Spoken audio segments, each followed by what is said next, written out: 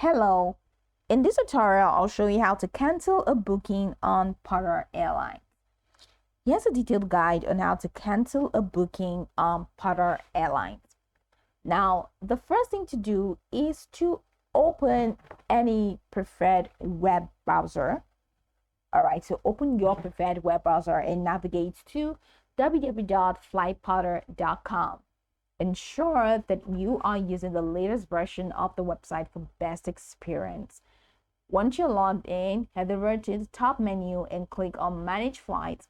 And for Manage Flights, click on My Bookings. That's going to take you to the My Bookings page where you'll see your upcoming bookings and your past bookings. Now, if you have bookings, you're going to see a communication bar or communication box that will allow you to enter your booking reference and your last name. So enter your booking reference and last name to access your reservation.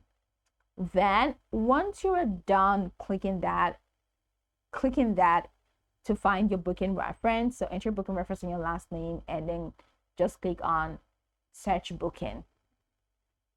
Then it's going to take you to the booking details page. All right, so once you've entered your booking details page, or locates the flights, all right, that you wish to cancel. So once you've entered your booking details, locate the flight you wish to cancel. Now click on the flight to view the details of your booking.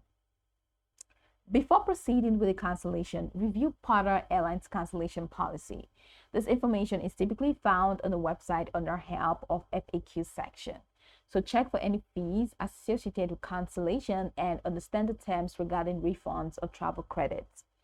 In your booking details, look for an option that says cancel booking or cancel flight. Now click on this option to begin the cancellation process.